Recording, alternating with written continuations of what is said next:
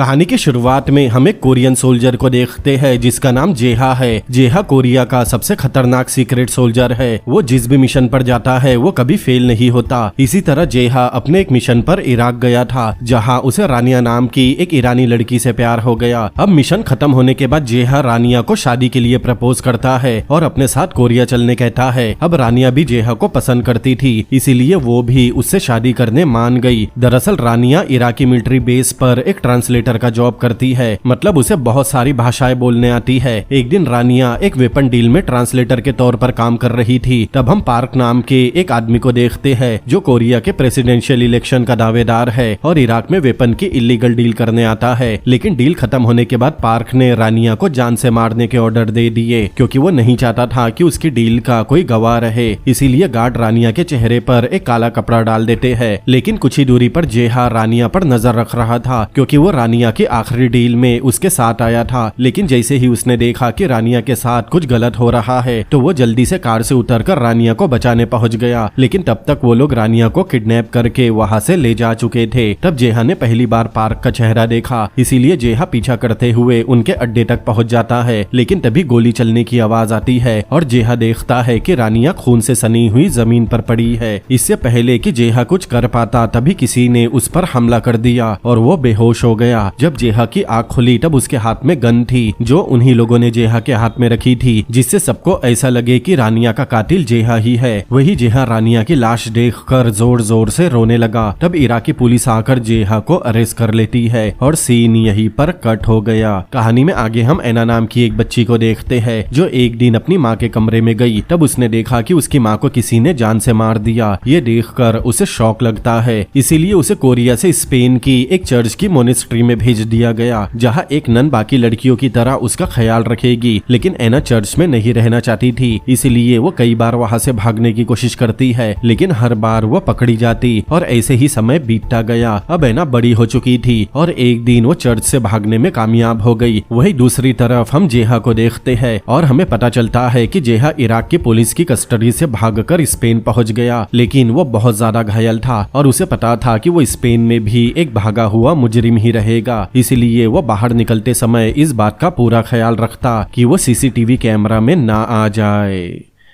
वही एना चर्च से भागकर रेलवे स्टेशन पर पहुंच गई। उसे देखकर ऐसा लग रहा था कि कोई एना का पीछा कर रहा है, लेकिन तभी वो भागते हुए जेहा से टकरा गई। तब एना जेहा से मदद मांगती है और उसे उसके पिता तक पहुंचाने कहती है। एना आगे बताती है कि कोई उसका पीछा कर रहा है और वो आदमी उसे नुकसान पहुंचा सकता है। लेकिन जेहा खुद मुसीबत में था और अब वो और कोई मुसीबत में नहीं फंसना चाहता था, इसीलिए वो एना से माफी मांग कर वहाँ से जाने लगा। तभी हम एक आदमी को देखते हैं जो एना को ढूंढ रहा है। अब एना ने उसे देख लिया था, इसीलिए वो एक जगह पर छुप गई। लेकिन उस आदमी ने कुछ देर में एना को ढूंढ लिया और उसे पकड़ लिया। तभी अचानक वहाँ जेहा आता है। उसने तय किया कि वो एना को उस आदमी से बचाएगा, इसीलिए दोनों के बीच फाइट शुरू हो गई। और जैसा कि हमें पता था कि जेहा एक वेल ट्रेन सोल्जर है, इसीलिए वो उस आदमी को अपनी मार्शल आर्ट्स की कुछ खास टेक्निक दिखाता है। अब लड़ते हुए जेहा कुछ ज्यादा ही जोश में आ गया और उसने उस आदमी को जान से मार दिया। जिसके बाद जेहा उस आदमी के डॉक्यूमेंट चेक करता है। तब उसे पता चला कि वो आदमी एक पुलिस वाला था, मतलब जेहा के हाथ से एक पुलिस वाले का खून हो गया। इसीलिए जेहा वहाँ से भागने लगा। लेकिन जैसे ही वो सबवे से बाहर आया तब उसने एना को एक कार में बैठा देखा। उस समय एना उस कार वाले आदमी से बाहर जाने के लिए गिड़गिड़ा रही थी, लेकिन इस बार जेहा उसकी मदद करने की बजाय वहाँ से निकल गया क्योंकि वो पहले ही एक बहुत बड़ी मुसीबत में फंस चुका था। अब कहानी में हम 6 महीने बाद का समय देखते हैं। जेहा कोरिया के सियोल शहर पहुँच गया था और उसने अपना हुलिया और आइडेंटिटी दोनों ही बदल ली थी। जेहा सियोल में कार की डेंटिंग और रिपेयरिंग का काम करने लगा।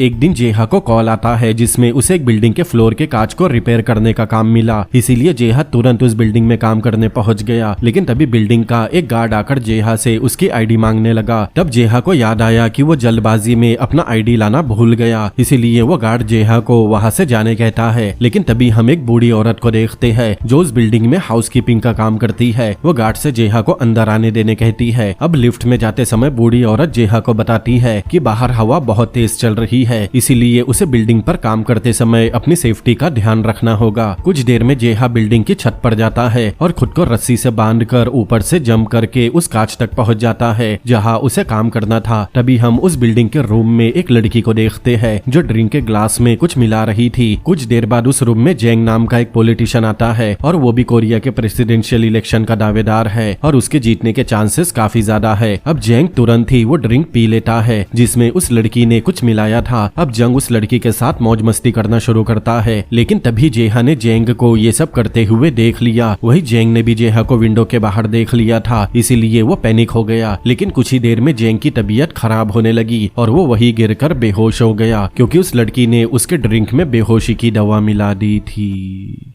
फिर कुछ देर बाद हम कुछ आदमियों को देखते हैं जो मास्क पहनकर उस बिल्डिंग में आते हैं और स्टाफ को पीटने लगते हैं। वो लोग कुछ ही देर में उस फ्लोर पर पहुंच गए जहां वो पॉलिटिशियन बेहोश पड़ा है और उसी फ्लोर पर वो बूढ़ी औरत भी काम कर रही थी जिसने जेहा को अंदर आने में मदद की थी। तब जेहा का ध्यान उन आदमियों पर जाता है जो उस बूढ़ी औरत की तरफ बढ़ रहे थे, इसीलिए वो उस बूढ़ी औरत को वहां से भागने कहता है, लेकिन तब तक बहुत देर हो चुकी थी। उनमें से एक आदमी बूढ़ी औरत के सिर पर वार करता है जिससे वो औरत वही गिर गई और उसके सिर से खून बहने लगा। तब जेहा ने स्क्रू ड्राइवर फेंका और बुलेट प्रूफ ग्लास को तोड़कर अंदर घुस गया। वो उस बूढ़ी औरत को जगाने की कोशिश करने लगा, लेकिन तभी उनमें से एक आदमी ने जेहा पर हमला करके गलती कर दी, जिसके बाद जेहा ने निहत्थे हाथों से एक के बाद एक उन सभी को मार गिराया। लेकिन उनसे लड़ते समय जेहा ने एक हमलावर की कलाई पर अजीब तरह का निशान देखा। तभी जेंग के लोग उसे बचाने के लिए वहां पहुंच गए, जिन्हें देखकर पहले आए सारे मास्क मैन वहां से भागने लगे। कुछ देर बाद वहां एक एम्बुलेंस आती है और उस घायल बूढ़ी औरत को हॉस्पिटल ले जाया जाता है। ये देखने के बाद जेहा भी वहां से निकल गया। आगे हम जेंग के साथी चीफ जू को देखते हैं जो वहां अपने आदमियों के साथ पहुंचा था, जिसे जेहा ने बिल्डिंग का कांच तोड़ने के लिए इस्तेमाल किया था। जू ये देखकर चौंक गया कि एक रिपेयरमैन ने इतनी मोटी कांच की परत को तोड़ा कैसे, इसीलिए वो उस बिल्डिंग की सीसीटीवी फुटेज चेक करने लगा जिसमें वो जेहा को उन मास्कमैन से लड़ते हुए देखता है। अब जैसे ही चीफ जू ने सीसीटीवी फुटेज में जेहा का चेहरा देखा, वो काफी डर गया क्योंकि उसे पता था कि जेहा कभी कोरिया की स्पेशल मिशन का सबसे बेहतरीन सोल्जर हुआ करता था। कहानी में आगे हम देखते हैं उस बिल्डिंग से बचकर निकलने के बाद पॉलिटिशियन जेंग अपनी वाइफ यूजीन को कॉल करता है और ये बात छुपाने कहता है कि वो उस रात एक लड़की के साथ मजे कर रहा था। और यहाँ हमें पता चला कि यूजीन को अपने हस्बैंड जेंग की करतूतों के बारे में पहले से पता है क्योंकि उनकी शादी एक तरह का कॉन्ट्रैक्ट है। दरअसल यूजीन की फैमिली कोरिया की सबसे पावरफुल फैमिलीज में से एक है जिसका इस्तेमाल करके जेंग ने प्रेसिडेंट के पद की दौड़ शुरू की। वही यूजीन को भी पता था कि उसके हस्बैंड जेंग के प्रेसिडेंट बनने के बाद वो भी कोरिया की सबसे पावरफुल लेडी बन जाएगी। लेकिन अब जेहा ने जेंग को एक लड़की के साथ मौज मस्ती करते हुए देख लिया था, इसीलिए यूजीन अपने मैनेजर कुक को कॉल करती है और उसे जेहा को खत्म करने के ऑर्डर देती है। इसी बीच हम जेहा को अपने घर में देखते हैं जो अपना सामान पैक कर रहा था। तभी अचानक उसे कुछ आवाजें सुनाई दी और वो सतर्क हो गया। आगे जेहा ने देखा कि कुछ लोग उसके घर को चारों तरफ से घेर रहे हैं। वही चीफ जू कुक से जेहा को जान से मारने के मिशन को कैंसिल करने कहता है, वरना उसके सभी आदमी मारे जाएंगे क्योंकि जू जेहा के बारे में सब कुछ जानता है। लेकिन कुक जू की बातों को मजाक में उड़ा देता है। उसे अंदाजा नहीं था कि उसकी भेजी हुई टीम एक नॉर्मल से दिखने वाले कार मैकेनिक से पिट जाएगी। तभी हम सभी लोगों को जेहा के घर में बेहोश पड़ा हुआ देखते हैं और जेहा उन्हें मार पीट कर वहां से निकल गया था। जब तक चीफ जू वहां पहुंचा तब तक जेहा वहां से जा चुका था। तब जू राहत की सांस लेता है क्योंकि जेहा ने उनके टीम के किसी भी मेंबर को जान से नहीं मारा था। आगे जेहा खुद को बचाने के लिए एक शांत गांव में चला गया। तब रास्ते में उसे एक बूढ़ा कपल दिखाई दिया जिनकी कार खराब हो गई थी। जेहा उनकी कार को रिपेयर करता है जिसके बदले में वो लोग जेहा को कुछ दिन अपने घर में रहने देते हैं। उधर यूजीन अपने मैनेजर कुक पर बुरी तरह भड़क गई क्योंकि वो जेहा को मारने में फेल हो गया। तब चीफ जू यूजीन को बताता है कि जेहा कभी उनकी ऑर्गेनाइजेशन का सबसे बेहतरीन सोल्जर हुआ करता था, लेकिन उसे गलत तरीके से डिस्चार्ज कर दिया गया और अब वो ब्लैकस्टोन नाम की एक फेमस वॉर एजेंसी के लिए काम करता है। चीफ जू बताता है कि उनकी प्राइवेट आर्मी के लिए जेहा को पकड़ना लगभग नामुमकिन है, लेकिन यूजीन को इस बात से कोई फर्क नहीं पड़ता। वो बस जेहा को हर हाल में मारना चाहती थी। तब हम एक असासिन को देखते हैं जो जेहा का पता उठाकर उन बूढ़े कपल के घर पहुंच गया गया, लेकिन उस समय जेहा किसी काम से बाहर गया था, इसीलिए वो असासिन ने बूढ़े कपल को बांध दिया और उन पर पेट्रोल छिड़क कर जिंदा जलाने ही वाला था कि इतने में जेहा वापस आ गया। तब जेहा और उस असासिन के बीच हम अच्छी खासी लड़ाई देखते हैं। काफी ज्यादा इंटेंस फाइट के बाद जेहा ने असासिन को धर दबोचा, जिसके बाद जेहा असासिन से पूछता है कि उसने उन बूढ़े कपल को अपना निशाना क्यों बनाया। तब असासिन बताता है कि उसे उन सभी लोगों को जान से मारने के ऑर्डर मिले हैं जो जेहा की मदद कर रहे हो। साथ ही असासिन ने ये भी बता दिया कि उसे मारने के लिए यूजीन नाम की एक लेडी ने उसे कॉन्ट्रैक्ट दिया था। अगले सीन में हम देखते हैं जेहा चुपचाप यूजीन के मेंशन में घुसता है, लेकिन यूजीन उसे देखकर हैरान नहीं होती, बल्कि वो जेहा के साथ फ्लर्ट करने लगी और कहा कि जेहा काफी हैंडसम दिखता है। लेकिन जेहा उसकी किसी बात पर ध्यान नहीं देता और उसे वार्निंग देता है कि यूजीन ने उसके या उसके किसी भी करीबी को नुकसान पहुंचाया तो वो दिन यूजीन का आखिरी दिन होगा। तभी यूजीन के हथियारबंद गार्ड अंदर आ गए। तब यूजीन भी हंसकर जवाब देती है कि अब दूसरी मुलाकात कभी नहीं होगी। जिसके बाद गार्ड्स ने जेहा को बांधकर कार के ट्रंक में डाल दिया, लेकिन जेहा को हर सिचुएशन में खुद को सरवाइव करने की ट्रेनिंग मिली थी, इसीलिए वो ट्रंक में रखे इंजन ऑयल को किसी तरह अपने हाथ पर डालता है, फिर दर्द सहते हुए अपना अंगूठा मोड़कर हथकड़ी निकाल लेता है। तभी गार्ड्स ने ट्रंक में कुछ आवाजें सुनी, इसीलिए वो ट्रंक चेक करने के लिए कार रोकते हैं और जैसे ही ट्रंक खुला जेहा ने एक गार्ड को लात मारकर दूर गिरा दिया और कुछ ही मुक्कों में दूसरे गार्ड को बेहोश कर दिया। जिसके बाद जेहा उनकी गन उठाता है और यूजीन के मेंशन में वापस आ जाता है, लेकिन इस बार जेहा को अपने सामने देखकर यूजीन के चेहरे के रंग उड़ गए। तब उसे रियलाइज हुआ कि उसने जेहा को पहचानने में गलती कर दी।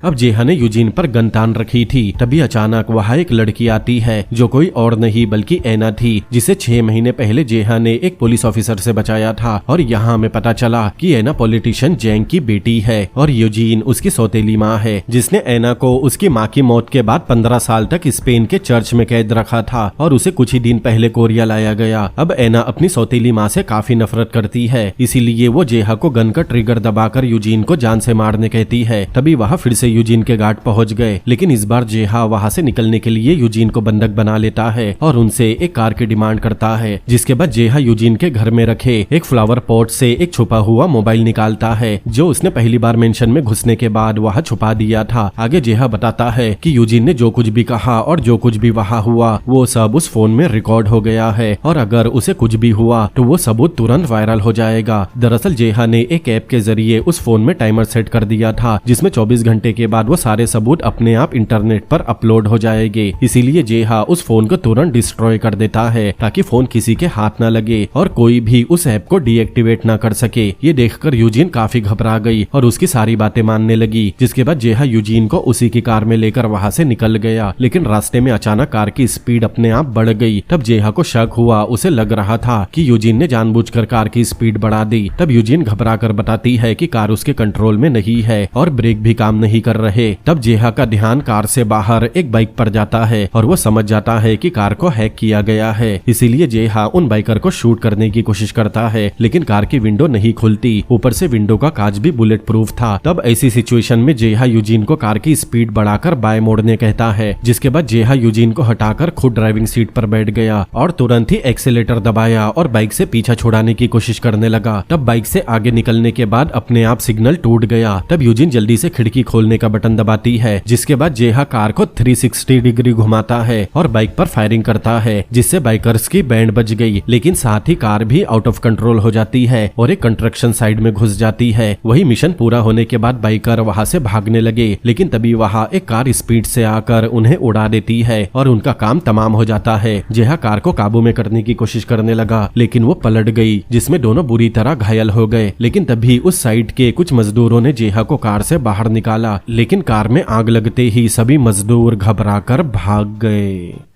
लेकिन जेहा खतरे की परवाह किए बिना यूजीन को बचाने की कोशिश करने लगा। तब यूजीन के गार्ड्स और चीफ जू भी वहां पहुंच गए और उन्हें लगा कि अब शायद यूजीन को बचाना नामुमकिन है। लेकिन तभी जेहा यूजीन को गोद में उठाकर आग से निकालता है और तभी कार में जोर का धमाका होता है। तब जेहा ने अपने शरीर से यूजीन को ढक लिया और धमाके से कार का एक पार्ट उड़कर जेहा को लग गया और वो बुरी तरह घायल हो जाता है। इसी पल यूजीन जेहा पर फिदा हो गई, क्योंकि जेहा ने उसकी जान बचाई थी। इसीलिए वो अपनी सेक्रेटरी को ऑर्डर देती कहती है कि जेहा को हॉस्पिटल ले जाकर हर हाल में बचाना होगा, जिसके बाद यूजीन को भी हॉस्पिटल ले जाया जाता है। जल्द ही यूजीन के एक्सीडेंट की खबर पूरे न्यूज चैनल पर छप गई और कुछ सांसदों ने अंदाजा लगा लिया कि ये काम अपोजिशन पार्टी वालों का है, जिसका नाम पार्क है, जिसे हमने कहानी की शुरुआत में देखा था और इसी ने जेहा की इराकी गर्लफ्रेंड रानिया को मरवाया था। वही यूजीन हॉस्पिटल के डायरेक्टर से लगातार जेहा के बारे में पूछती है और जब उसे पता चला कि जेहा अब खतरे से बाहर है, तब जाकर उसने चैन की सांस ली। इसके बाद यूजीन अपने हस्बैंड जेंग की कॉलर की बटन खोलती है और उसके बाल बिखरा देती है, जिससे वो काफी थका हुआ नजर आता है। और ऐसी ही कंडीशन में जेंग मीडिया के सामने सिंपैथी बटोरने पहुंच गया। मीडिया के सामने जाकर जेंग रोने लगा और जो कुछ भी हुआ उसका जिम्मेदार खुद को बताने लगा।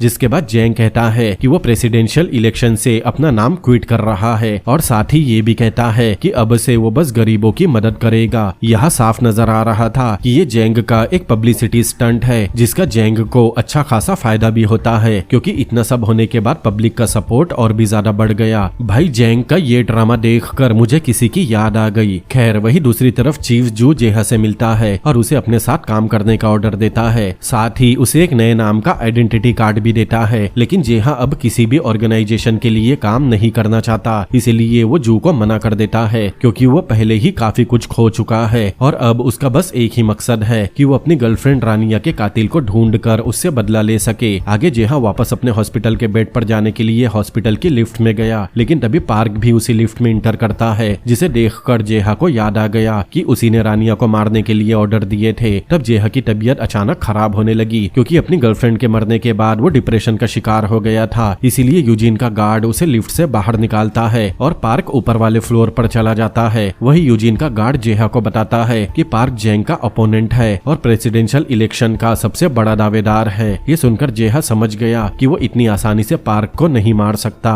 और इसके लिए उसे एक अच्छे प्लान की जरूरत होगी। इसीलिए वो अपने घर जाकर एक ऐसा बॉम्ब बनाता है जो टारगेट के करीब आते ही ब्लास्ट हो जाएगा।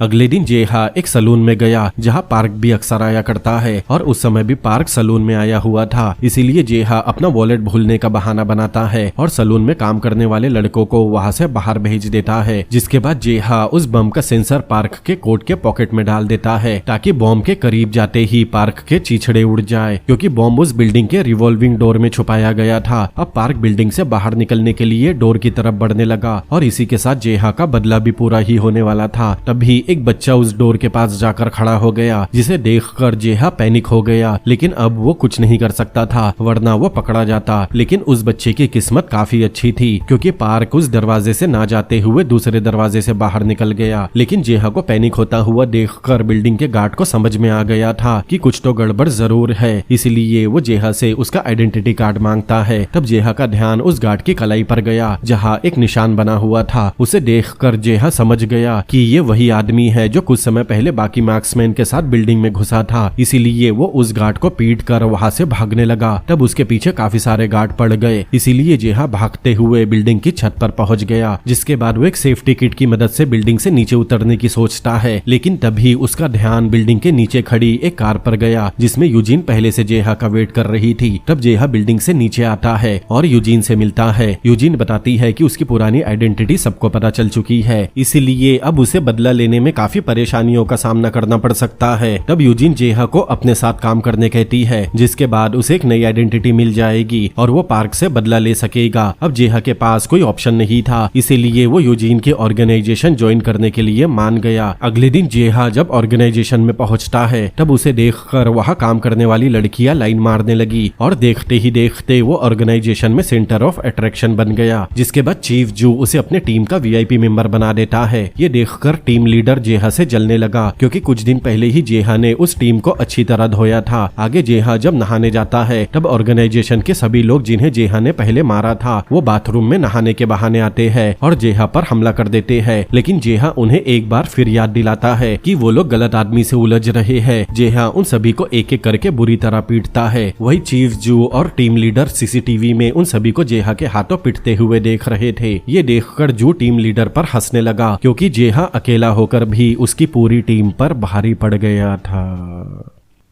कहानी में आगे टीम लीडर अपनी टीम को एक नया टास्क देता है। तब जेहा को भी एक टास्क मिलता है जिसमें उसे यूजीन की सौतेली बेटी एना पर हमेशा नजर रखनी होगी और उसे प्रोटेक्ट करना होगा। आगे चीफ जू जेहा को बताता है कि प्रेसिडेंट के इलेक्शन होने तक एना को दुनिया की नजरों से छुपा कर रखना होगा। मतलब जेंग चाहता था कि इलेक्शन तक किसी को पता न चले कि एना उसकी बेटी है, क्योंकि सब ऐसा मानते हैं कि एना की वजह से ही जेंग की पहली वाइफ मतलब एना की माँ की मौत हुई, और जब सबको एना के बारे में पता चलेगा तब हो सकता है कि जेंग इलेक्शन हार जाए। इसीलिए एना को छुपा कर रखना होगा, जिसके लिए जेहा को अपॉइंट किया गया। तब जेहा मेंशन में लगे सारे सीसीटीवी फुटेज के जरिए एना पर नजर रखने लगा। जब जेहा एना पर नजर रख रहा था तब आधी रात में एना अपने कमरे से बाहर आई और किचन में जाकर कुछ ढूंढने लगी। तब उसे एक नूडल का पैकेट मिला, जिसे देखकर एना खुशी से नाचने लगी। उधर जेहा एना की ये हरकत देखकर स्माइल करता है। आगे एना नूडल बनाने के लिए गैस चालू करती है, लेकिन उससे गैस नहीं जलता। तब एना उदास होकर नूडल्स वापस रख देती है और वहाँ से चली जाती है। लेकिन जेहा ने देख लिया था कि एना ने गैस का वाल्व चालू नहीं किया था, जिस वजह से गैस चालू नहीं हुई। आगे जेहा सिगरेट पीने बालकनी में आता है। तब उसे छत पर किसी की परछाई दिखी, इसीलिए वो चेक करने छत पर गया। तब उसने वहाँ एना को बैठा देखा। उस समय एना कच्चे नूडल खा रही थी और साथ ही एक बिल्ली के बच्चे को भी खिला रही थी। लेकिन तभी वो बिल्ली का बच्चा अपनी माँ के पास चला गया। ये देखकर एना को अपनी माँ की याद आ गई और वो रोने लगी। तब जेहा मेंशन के एटिक में जाता है, जहाँ उसे एना की माँ की फोटो मिली और फोटो देखकर उसे एना पर तरस आने लगा। अब अगली बार जेहा पहले ही गैस जलाकर एना के लिए पानी गर्म कर देता है ताकि एना को नूडल बनाने में कोई परेशानी ना हो। जिसके बाद वो जल्दी से अपने कंट्रोल रूम में पहुंच गया, जहाँ से वो एना पर नजर रख रहा था। कुछ देर बाद एना किचन में आती है और देखती है कि किसी ने उसके लिए पहले ही पानी गर्म कर दिया है। ये देखकर एना खुश हो गई। अब एना नूडल बनाना शुरू करती है। तभी उसका ध्यान किचन में लगे कैमरा पर गया, जिसके बाद एना उस कैमरा को टिश्यू पेपर से छुपा देती है, जिसकी वजह से जेहा को किचन की फुटेज दिखना बंद हो गई। लेकिन किचन में एक और कैमरा लगा था। तब जेहा जल्दी से कैमरा स्विच करता है और दूसरे एंगल से उस पर नजर रखता है। उस समय एना एक बच्चे की तरह डांस कर रही थी और जेहा उसे देखकर काफी खुश हो रहा था। कहानी में आगे हम देखते हैं यूजीन को उसकी सेक्रेटरी बताती है कि यूजीन की आंटी की डेथ हो गई। तब यूजीन तैयार होकर अपनी आंटी को श्रद्धांजलि देने जाती है, क्योंकि उसकी आंटी की सारी दौलत अब यूजीन को मिलने वाली है। इसीलिए फ्यूनरल में बहुत ही टाइट सिक्योरिटी रखी गई ताकि कोई भी उस पर हमला न कर सके।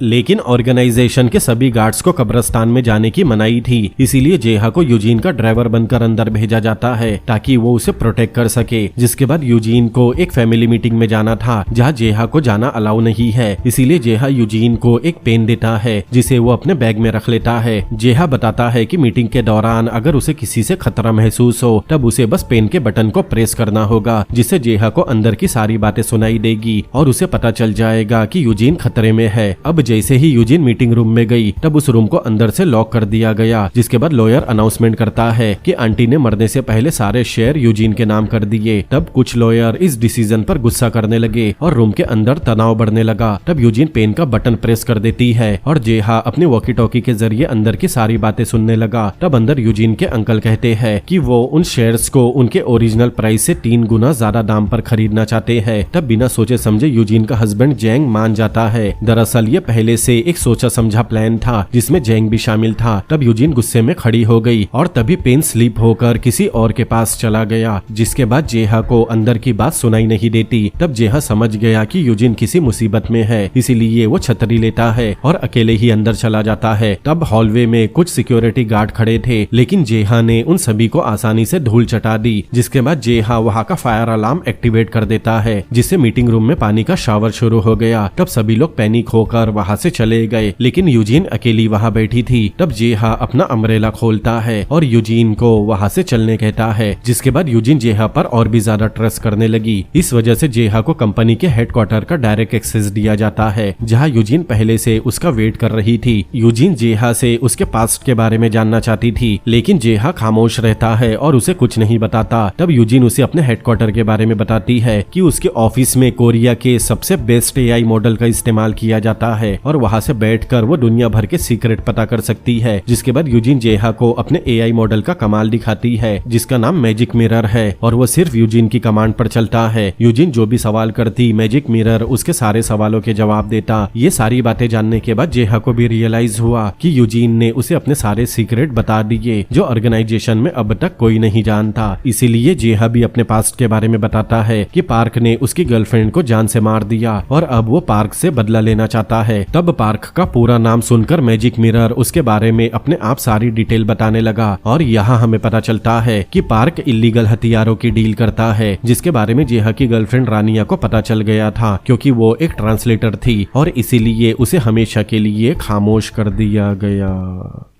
कहानी में आगे हम एना को देखते हैं जो न्यूज देख रही थी। तब उसे पता चला कि उसके पिता जेंग चर्च में होने वाले एक इवेंट में जाने वाले हैं। अब एना घर में रहकर बोर हो चुकी थी इसीलिए वो अगले दिन वहां से भागने का प्लान बनाती है जिसके लिए वो अपनी फीमेल बॉडीगार्ड की कॉफी में बेहोशी की दवा मिला देती है। जिसके बाद एना ने अपनी बॉडीगार्ड की आईडी चुराई और उसके जैसा हुलिया बनाकर रात में घर से निकल गई। आगे एना एक केयर होम में जाकर अपनी काफी पुरानी मेड से मिलती है जो उसकी बीमार माँ का ख्याल रखती थी। लेकिन अब वो मेड काफी बूढ़ी हो चुकी थी और उसका दिमाग थोड़ा सरक गया था। इसीलिए जैसे ही एना उसके पास पहुंची तब वो एना को अपनी मालिक मतलब एना की माँ समझने लगी। वो एना को वहाँ से भागने कहती है और साथ ही ये भी कहती है कि अगर वो वहाँ से नहीं भागी तो यूजीन उसे मार देगी। ये सुनकर एना को यकीन हो गया कि उसकी सौतेली माँ यूजीन ने ही उसकी माँ को मारा है। आगे जेंग और यूजीन चर्च के इवेंट में जाते हैं लेकिन तभी एना वहाँ नन बनकर पहुंच गई जिसे देखकर दोनों काफी घबरा गए क्योंकि वहाँ किसी को नहीं पता था कि एना जेंग की बेटी है। इसीलिए जेंग के बॉडीगार्ड एना को पकड़ने के लिए आगे आते हैं लेकिन चर्च का प्रीस्ट उसे रोक लेता है। अब सारी नन मिलकर गाना गाती है और गाना खत्म होते ही सारी नन वहाँ से चली गई लेकिन एना अब भी वही खड़ी थी। वो रोते हुए अपने पिता जेंग की तरफ देखती है। तब जेंग अपनी नजर नीचे कर लेता है। वही यूजीन भी पूरी तरह से एना को जान से मारने की तैयारी में थी ताकि जेंग का पॉलिटिकल करियर बर्बाद ना हो जाए। लेकिन एना कुछ देर वहाँ खड़े रहने के बाद बिना कुछ कहे वहाँ से चली गई। तभी जेहा एना को लेने चर्च पहुंचता है लेकिन उसे एना की जगह वहाँ उसका एक नोट मिला जिसमें लिखा था कि वो तब तक घर नहीं जाएगी जब तक उसके पिता उसे खुद घर लेने नहीं आते। लेकिन अब जेंग को भी पता था कि एना इस समय कहाँ है। तभी हम एना को एक पार्क में बैठा देखते हैं जहाँ वो बचपन में अपने पेरेंट्स के साथ अक्सर आया करती थी। पार्क में कुछ पेरेंट्स अपने बच्चों के साथ सेल्फी ले रहे थे। तब उनकी सेल्फी में एना की फोटो भी आ गई जो देखते ही देखते इंटरनेट पर वायरल हो गई। तब उस वायरल फोटो से ऑर्गेनाइजेशंस के गार्ड्स को एना की लोकेशन पता चल गई। वही एना पार्क में बैठकर अपनी आंखें बंद करती है और प्रे करती है कि जैसे ही वो अपनी आंखें खोलेगी तब उसके सामने उसके पिता होने चाहिए जो उसे घर ले जाने के लिए आएंगे। लेकिन प्रे करने के बाद जैसे ही एना ने अपनी आंखें खोली तब उसके सामने जेहा खड़ा था जो उसके लिए स्ट्रॉबेरी आइसक्रीम लेकर आया था। तब एना भी स्माइल करती है और तुरंत ही आइसक्रीम खाना शुरू कर देती है। लेकिन कुछ ही देर में एना को सांस लेने में परेशानी होने लगी और वो बेहोश हो गई। तब उसकी मेड बताती है कि एना को स्ट्रॉबेरी से एलर्जी है जिससे उसकी जान भी जा सकती है। इसीलिए जेहा तुरंत ही एना को माउथ टू माउथ ऑक्सीजन देता है। अब जेहा एना को किसी भी हॉस्पिटल में नहीं ले जा सकता था क्योंकि इससे पता चल जाएगा कि एना जेंग की बेटी है। इसीलिए वो एना को अपनी कंपनी के पर्सनल हॉस्पिटल ले जाता है जहाँ बस ऑर्गेनाइजेशन के लोगों का इलाज होता है। अब जेहा खुद को एना की ऐसी हालत का जिम्मेदार मानता है क्योंकि उसी ने एना को स्ट्रॉबेरी आइसक्रीम ला कर दी थी। लेकिन जेहा की किस्मत अच्छी थी कि एना को बचा लिया गया और वो होश में आ गई। आगे जेहा को एना के ट्रेनर से पता चला कि एना का पास्ट काफी तकलीफ भरा है क्योंकि उसकी माँ बचपन में उसका साथ छोड़कर दुनिया से चली गई जिसके बाद उसे स्पेन के एक चर्च में भेज दिया गया और वहीं पे उसने अपना बचपन अपने पिता के बिना ही गुजारा। अब जेहा को एना के लिए काफी ज्यादा बुरा लगने लगा। आगे यूजीन एना से मिलने हॉस्पिटल गई लेकिन एना उससे काफी नफरत करती थी क्योंकि एना को लगता है कि यूजीन उसके पिता को हमेशा उससे दूर रखती है। लेकिन तभी यूजीन एना को एक कड़वी सच्चाई बताती है कि उसके पिता जेंग एक खुदगर्ज इंसान है जो सिर्फ अपने बारे में ही सोचता है और जेंग के लिए उसका पॉलिटिकल करियर ही सब कुछ है। उस समय भी जेंग अपनी मेकअप आर्टिस्ट के साथ फ्लर्ट कर रहा था लेकिन जेंग को नहीं पता था कि वो सब उसके लिए एक ट्रैप है जो उसके पॉलिटिकल राइवल पार्क ने सेट किया था ताकि वो जेंग का पॉलिटिकल करियर बर्बाद कर सके। अब जेंग अपने मेकअप रूम से बाहर आकर एक बढ़िया सी स्पीच देता है जिसके बाद वो सीधा मेकअप रूम में जाकर अपने कपड़े उतारता है। लेकिन तब तक उस मेकअप आर्टिस्ट ने एक गार्ड से एनेस्थीसिया का इंजेक्शन ले लिया था ताकि वो सही समय पर जैंग को बेहोश कर सके, लेकिन जेहा ने उस मेकअप आर्टिस्ट को इंजेक्शन लेते हुए देख लिया था, इसीलिए वो जैंग के पास जाकर उसे तुरंत वहाँ से निकलने कहता है। वहाँ से बाहर निकलते समय जेहा ने पुलिस को वहाँ आते हुए देख लिया। वो जैंग को वहाँ रंगे हाथ पकड़ने आई थी, इसीलिए जेहा जैंग को वहाँ से लेकर भागने लगा। वहाँ से निकलने के बाद जेहा जैंग को एना के बारे में बताता है कि उसने जानबूझकर स्ट्रॉबेरी आइसक्रीम खाकर खुद को खत्म करने की कोशिश की। ये सुनकर जैंग को खुद पर शर्म आने लगी, क्योंकि उसकी वजह से उसकी बेटी सुसाइड कर रही थी और वो कहीं और मजे करने में बिजी था। दरअसल जैंग और यूजीन के बीच डील कुछ इस तरह हुई थी कि अगर जैंग प्रेसिडेंट इलेक्शन नहीं जीतता तो यूजीन एना को किसी ऐसी जगह छुपा देगी जहाँ जैंग कभी अपनी बेटी को ढूंढ नहीं पाएगा। इसीलिए जैंग को हमेशा अपनी बेटी एना से दूर रहना पड़ता है। इसीलिए जैंग जेहा को ऑर्डर देता है कि वो हमेशा उसे प्रोटेक्ट करे। वही दूसरी तरफ जैंग जब एना से मिलने ऑर्गेनाइजेशन के हॉस्पिटल पहुंचा तब यूजीन सीसीटीवी कैमरा के जरिए उन पर नजर रख रही थी, लेकिन जैंग को ये बात पता थी, इसीलिए वो ऐसा दिखाता है कि उसे एना की हालत के बारे में कुछ नहीं पता और वो सारी बातें सोच समझ कर करता है ताकि यूजीन को उस पर शक न हो। लेकिन जैसे ही ऑर्गेनाइजेशन के लोग एना के कमरे से बाहर निकले तब एना जल्दी से उठकर अपने पिता को गले लगा लेती है और उसके कान में बताती है कि यूजीन ने ही उसकी माँ मतलब जैंग की पहली वाइफ को मारा है। तब जैंग एना को दोबारा ये सब कहने से मना करता है, वरना जैंग का करियर हमेशा के लिए बर्बाद हो जाएगा। ये सुनकर एना समझ गई कि यूजीन ने उसे सच कहा था कि जैंग को बस अपने पॉलिटिकल करियर से प्यार है। आगे जेहा एना को हॉस्पिटल से घर लेकर गया। तब एना ने नोटिस किया कि जेहा बाकी गार्ड से काफी अलग है। अब एना को जेहा के साथ सेफ फील होने लगा था।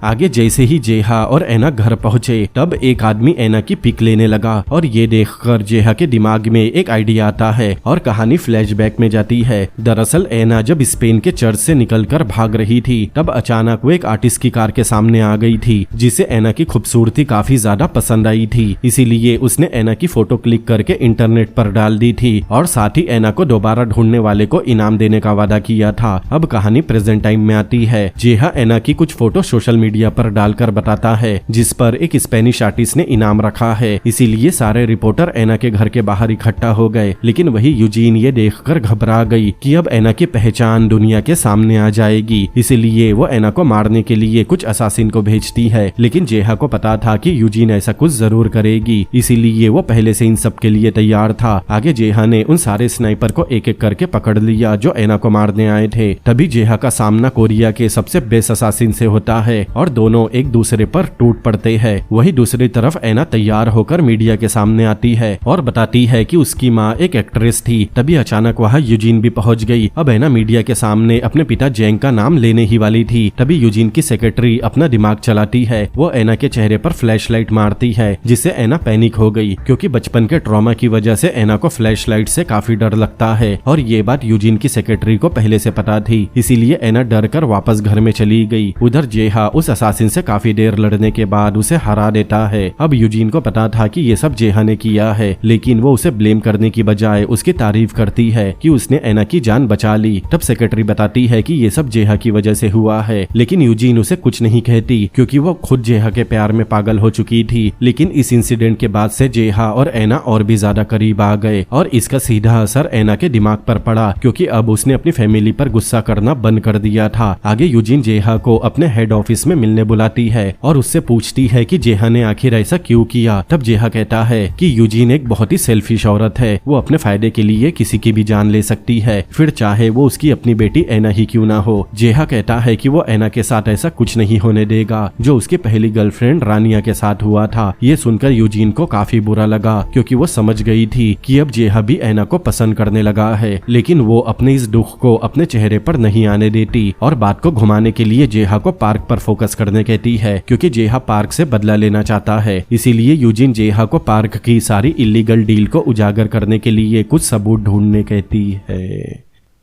फिर यूजीन जेहा से बात करके अपने ऑफिस से बाहर निकली। तब उसने देखा कि उसका भाई वॉन एना को कहीं बाहर ले जा रहा है। अब वो यूजीन का सौतेला भाई है, इसीलिए यूजीन ने कभी भी उस पर भरोसा नहीं किया। इसीलिए वो वॉन पर गुस्सा करने लगी और उससे पूछा कि अब वॉन उसके साथ कौन सी नई चाल चल रहा है। तब वॉन बताता है कि वो अपनी भतीजी को बाहर खाने पर ले जा रहा है, इसीलिए यूजीन जेहा को उनके साथ जाने कहती है। लेकिन वॉन को पहले से पता था कि यूजीन एना को उसके साथ अकेले नहीं जाने देगी, इसीलिए उसने पहले से प्लान बनाया था। अब जैसे ही तीनों बाहर जाने के लिए निकले तब वॉन किसी तरह जेहा को चकमा देकर एना को वहाँ से लेकर चला गया। अब जैसे ही ये खबर यूजीन तक पहुंची तो वो गुस्से से लाल हो गई, क्योंकि उसे डर था कि कहीं एना की सच्चाई बाहर ना आ जाए। इसीलिए वो अपने आदमियों से एना को ढूंढने कहती है। लेकिन कुछ देर बाद वॉन जेहा को कॉल करके एना की लोकेशन बता देता है। तब जेहा जल्दी से उस जगह पर पहुंचता है और एना को वहाँ देखकर उसकी जान में जान आई। आगे वॉन एना को बताता है कि जिसे भी एना की सच्चाई पता चलती है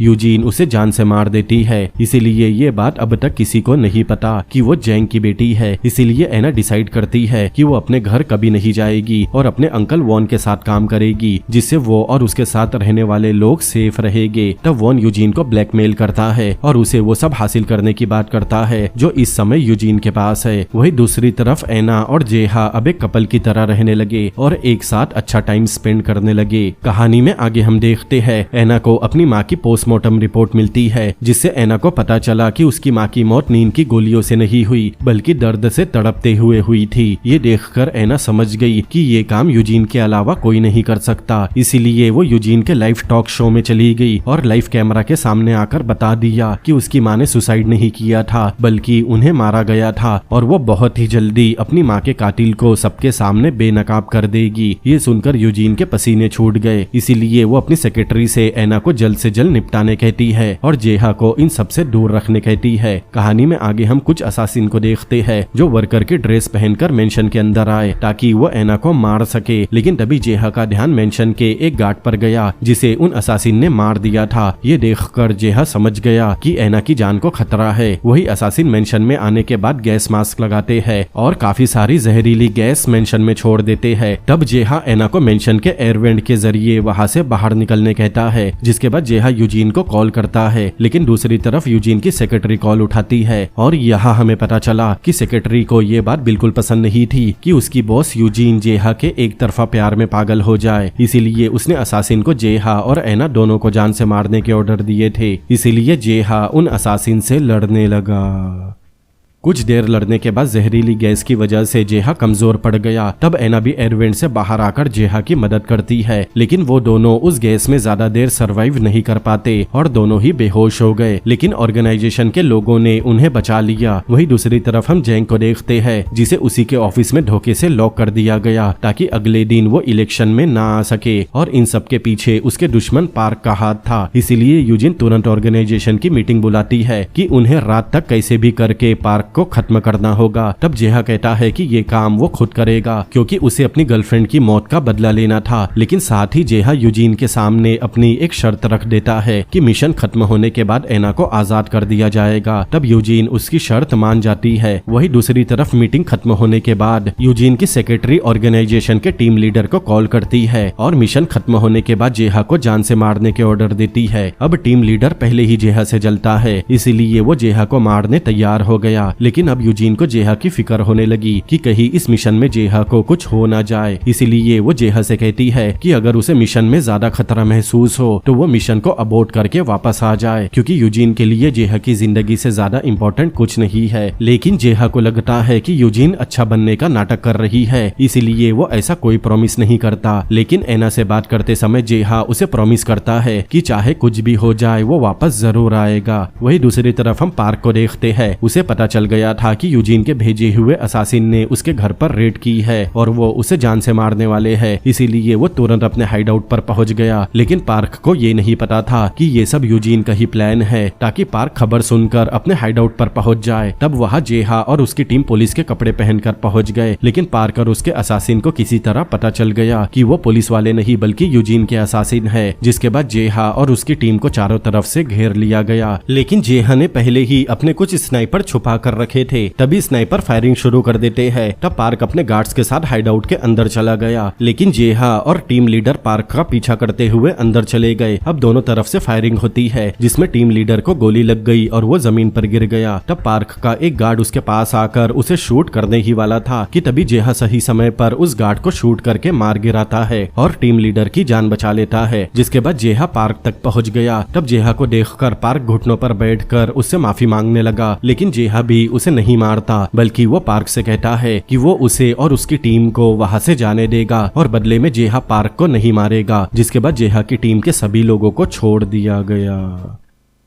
अब जेहा ने टीम लीडर की जान बचाई थी, इसीलिए बदले में टीम लीडर यूजीन की सेक्रेटरी को किया वादा तोड़ देता है। वो जेहा को नहीं मारता। आगे जेहा पार्क को जिंदा छोड़ने के बदले में उससे अपना एक काम करने कहता है, जिसके बाद जेहा यूजीन को कॉल करता है और बताता है कि पार्क ने उसे पकड़ लिया है। अब यूजीन को जैसे ही पता चला कि जेहा की जान खतरे में है, तो वो पार्क की सारी शर्तें मानने तैयार हो गई। आगे जेहा एना के पास गया, तब एना उसे देखकर काफी खुश होती है। वही दूसरी तरफ जेंग यूजीन के पास जाकर उसे एक थप्पड़ मारता है, क्योंकि उसे पता चल गया था कि यूजीन एना को मरवाना चाहती है। इसीलिए जेंग कहता है कि अगर एना को कुछ भी हुआ तो जेंग उनके बीच का कॉन्ट्रैक्ट तोड़ देगा और यूजीन का कोरिया की फर्स्ट लेडी बनने का सपना भी टूट जाएगा। तब यूजीन को जेंग के साथ शादी करने का पछतावा होने लगा, क्योंकि जेंग के पहले से शादीशुदा होने के बाद भी यूजीन ने उससे शादी की और उसके पॉलिटिकल करियर को हमेशा सपोर्ट किया और बदले में उसे जेंग ने थप्पड़ मार दिया। आगे यूजीन अच्छे से तैयार होती है, लेकिन उस समय जेहा एना और उसकी ऑर्गेनाइजेशन के दोस्तों के साथ सेलिब्रेट कर रहा था। तब यूजीन बाहर से जेना और एना को एक साथ देखती है। उस समय जेहा एना के साथ काफी खुश था, इसीलिए यूजीन उदास होकर वहां से चली गई। अब यूजीन को समझ में आ गया कि वो गलत समय पर एक सही आदमी से प्यार कर बैठी, जो कभी उसका नहीं हो सकता।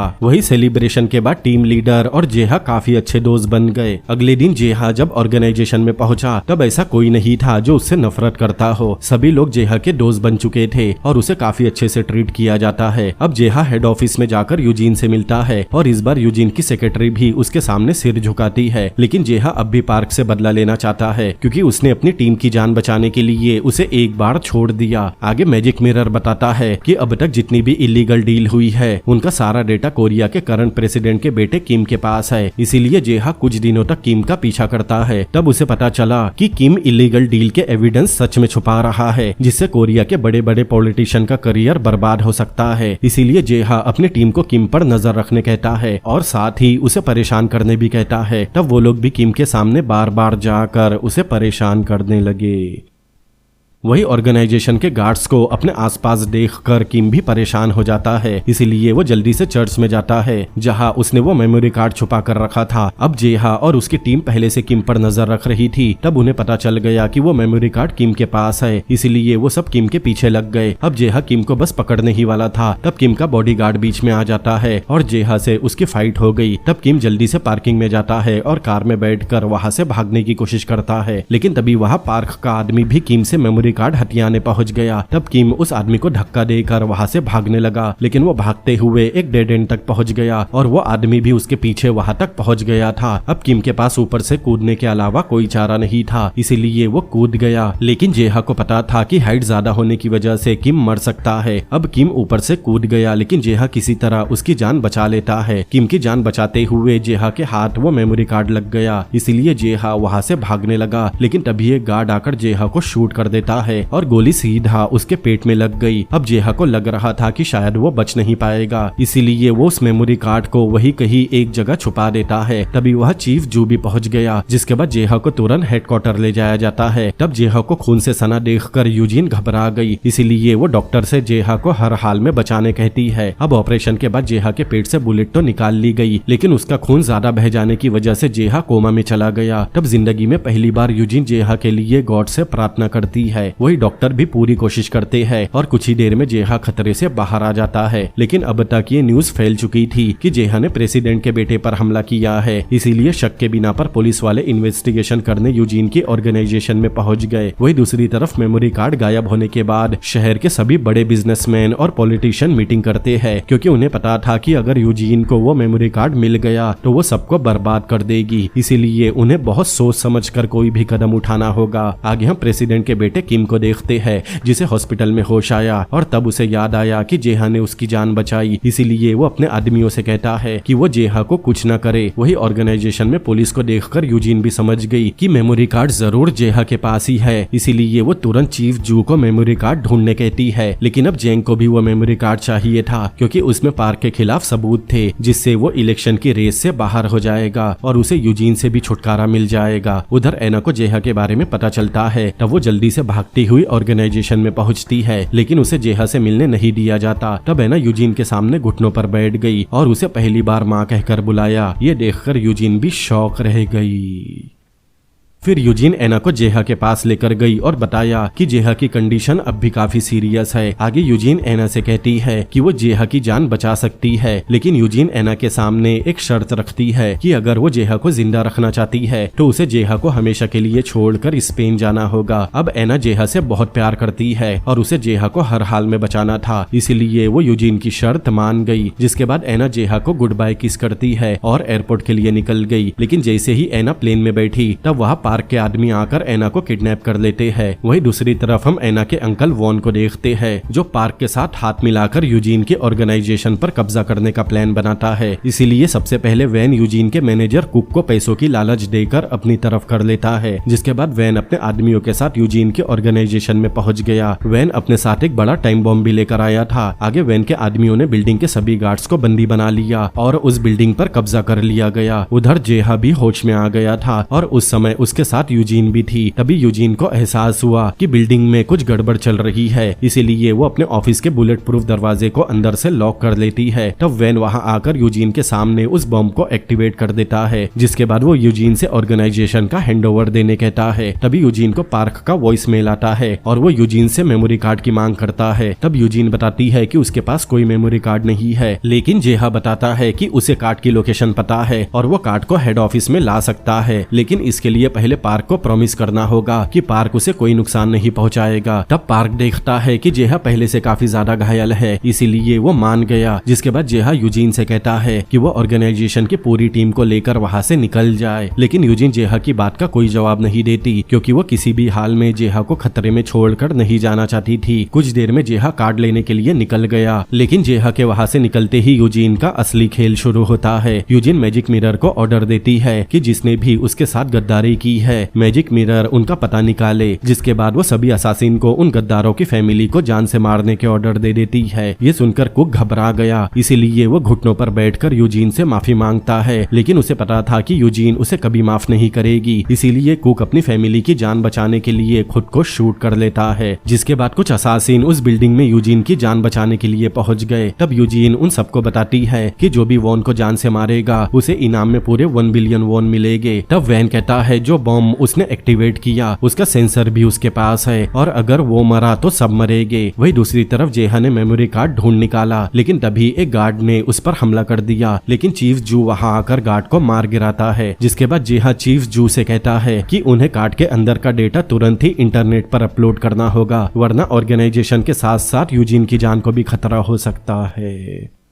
लेकिन उस कार में जेंग भी था, जो जेहा को ऐसा करने से मना करता है और जेहा से कार्ड की मांग करता है ताकि वो उस कार्ड को अपने पॉलिटिकल करियर के लिए इस्तेमाल कर सके। तब जेहा उसे कार्ड दे देता है, क्योंकि अब वो ऐसे खुदगर्ज लोगों के साथ काम करके थक चुका था, इसीलिए वो डिसाइड करता है कि वो अकेले ही पार्क से बदला लेगा। जिसके बाद जेहा पार्क के अड्डे पर जाकर एक बम ब्लास्ट करता है, लेकिन वहाँ कोई नहीं था। तब एक गार्ड बताता है कि पार्क ने एना को किडनैप कर लिया है और अगर उसे एना की जान बचानी है तो पहले उसे मेमोरी कार्ड लाकर देना होगा। अब जेहा को जैसे ही एना की लोकेशन मिली, वो पागलों की तरह कार भगाकर एना की लोकेशन पर पहुंच गया, जहां पहले से पार्क के काफी सारे आदमी जेहा का वेट कर रहे थे। वही पार्क को पता चलता है कि वो कार्ड अब जेंग के पास है, इसीलिए वो जेंग को वीडियो कॉल करता है और बताता है कि अगर उसे उसकी बेटी वापस चाहिए तो पहले उसे वो कार्ड लाकर देना होगा। अब जेंग के पास दूसरा कोई रास्ता नहीं था, इसीलिए वो मान गया। उधर जेहा पार्क के आदमियों से फाइट करता है और एक एक करके सबको मार गिराता है, लेकिन एना तक पहुंचने से पहले ही पार्क के लोग एना को लेकर वहां से चले गए। लेकिन वहां पार्क के असासिन से जेहा को पता चला कि अगर एक बार वो बम एक्टिवेट हो गया तो उसे डीएक्टिवेट नहीं किया जा सकता। मतलब पार्क ने एक ही झटके में अपने सभी दुश्मनों को खत्म करने का प्लान बनाया था। उधर पार्क के लोग एना को ऑर्गेनाइजेशन लेकर जाते हैं, लेकिन तभी यूजीन की सेक्रेटरी अपने गार्ड्स के साथ वहां पहुंच गई और उसने एना को बचा लिया। जिसके बाद वो सेक्रेटरी एना को हेडक्वार्टर में ले जाती है। ये देखकर वॉन को गुस्सा आता है और वो सेक्रेटरी के पैर पर शूट कर देता है। जिसके बाद वैन एना को हॉस्टेज बना लेता है और जेंग से मेमोरी कार्ड मांगता है। तब यूजिन वैन को रोकने की कोशिश करती है, लेकिन वैन उसे भी शूट कर देता है। तब जेंग ने अपनी फैमिली को बचाने के लिए वो मेमोरी कार्ड वॉन को दे दिया। तभी जेहा पूरी तरह घायल होकर वापस ऑर्गेनाइजेशन में पहुंचता है और जेंग को कॉल करके बताता है कि बम एक्टिवेट होने के बाद कभी बंद नहीं किया जा सकता। ये सुनकर वॉन उस बम को चेक करता है और उसे पता चलता है कि पार्क ने उसके साथ धोखेबाजी की। तभी बिल्डिंग की इलेक्ट्रिसिटी अपने आप बंद हो गई। तब मैजिक मिरर हेडक्वार्टर में बैकअप पावर शुरू कर देता है, लेकिन लिफ्ट ने काम करना बंद कर दिया। वही यूजिन की हालत काफी ज्यादा खराब हो रही थी, इसीलिए वो मरने से पहले एना को उसकी माँ की मौत की सच्चाई बताती है और हम 15 साल पहले का फ्लैशबैक देखते हैं। दरअसल जेंग को पॉलिटिक्स में अपनी पकड़ बनाने के लिए सिंपैथी की जरूरत थी, इसीलिए वो अपने एक आदमी को भेजकर अपनी वाइफ को ड्रग का ओवरडोज का इंजेक्शन लगवा देता है, जिससे एना की माँ की मौत हो गई। तभी अचानक यूजिन वहाँ आती है और एना की माँ की लाश देखकर पुलिस को कॉल करने का सोचती है, लेकिन उसे पता था कि ये काम जेंग ने किया है और वो नहीं चाहती थी कि जेंग जेल चला जाए, क्योंकि उस समय वो जेंग से बहुत प्यार करती थी, इसीलिए वो पुलिस को कॉल नहीं करती। अब कहानी प्रेजेंट टाइम में आती है। सब कुछ पता चलने के बाद भी एना यूजिन को बचाने की कोशिश करने लगी। तभी जेहा सेफ्टी रोप का इस्तेमाल करके हेडक्वार्टर के अंदर पहुंच जाता है ताकि वो सबको वहां से बाहर निकाल सके, लेकिन तभी वैन फिर एक बार एना को हॉस्टेज बना लेता है और सेफ्टी रोप से सबसे पहले खुद को बाहर निकाल लेता है। लेकिन वहां से निकलने से पहले वैन ने जेहा के पैर पर शूट कर दिया ताकि वो वहां से बचकर बाहर न निकल सके। वैन के जाने के बाद जेहा यूजिन के पास गया और उसे रोप से बिल्डिंग के नीचे जाने कहा, लेकिन यूजिन अब और नहीं जीना चाहती थी, इसीलिए वो कहती है कि अब उसे आराम करने की जरूरत है। तब जेहा, एना और यूजिन की सेक्रेटरी बंद लिफ्ट के अंदर चले गए ताकि बम ब्लास्ट होने पर उसका असर कम हो जाए। तब एना अपने पिता जेंग को भी लिफ्ट में आने कहती है, लेकिन जेंग ने फैसला कर लिया था कि वो आखिरी सांस तक यूजिन के साथ रहेगा, इसीलिए जेंग लिफ्ट में आने से मना कर देता है। ये देखकर एना रोने लगी। इसके बाद जेंग बम को खींचकर हेड ऑफिस के अंदर ले जाता है ताकि ब्लास्ट होने पर उसका असर लिफ्ट तक ना पहुंच सके। तब यूजिन जेंग को तुरंत वहां से निकलने कहती है, लेकिन जेंग यूजिन को गले लगा लेता है और उसे छोड़कर जाने से मना कर देता है। तभी ब्लास्ट होता है जिसमें यूजिन और जेंग मारे गए, लेकिन जेहा और एना के साथ यूजिन की सेक्रेटरी भी बच गई। अब हम 1 महीने बाद का सीन देखते हैं। जेहा अपनी पुरानी ऑर्गेनाइजेशन ब्लैकस्टोन में था। तब जेहा के ऊपर जितने भी इल्जाम लगे थे जिसकी वजह से उसे ऑर्गेनाइजेशन से निकाल दिया गया था, ब्लैकस्टोन कंपनी वो सारे इल्जाम से जेहा को बरी कर देती है। वही दूसरी तरफ हम देखते हैं यूजिन की सेक्रेटरी वॉन को उसी की कार में शूट करके मार देती है, क्योंकि वैन ने उसके पैर पर शूट किया था। आगे एना ने उस मेमोरी कार्ड को मीडिया में शेयर कर दिया, जिसके बाद सबको पार्क की इलीगल हथियारों की डील के बारे में पता चल गया। इसीलिए आखिर में पार्क को भी फांसी की सजा मिलती है, जिसके बाद जेहा और एना कोरिया छोड़कर हमेशा के लिए स्पेन शिफ्ट हो गए और अब दोनों एक खुशहाल जिंदगी जीने लगे और यहीं पर यह कहानी भी खत्म होती है। तो दोस्तों, कैसी लगी आपको ये मूवी मुझे कमेंट करके जरूर बताएं। अगर ये वीडियो आपको पसंद आया हो तो इस वीडियो को लाइक करें, अपने दोस्तों के साथ शेयर करें और ऐसी और भी अमेजिंग मूवीज के एक्सप्लेनेशन देखने के लिए मेरे चैनल को सब्सक्राइब करें। तो मिलते हैं अगली बार किसी और अमेजिंग मूवी के एक्सप्लेनेशन के साथ। Peace out.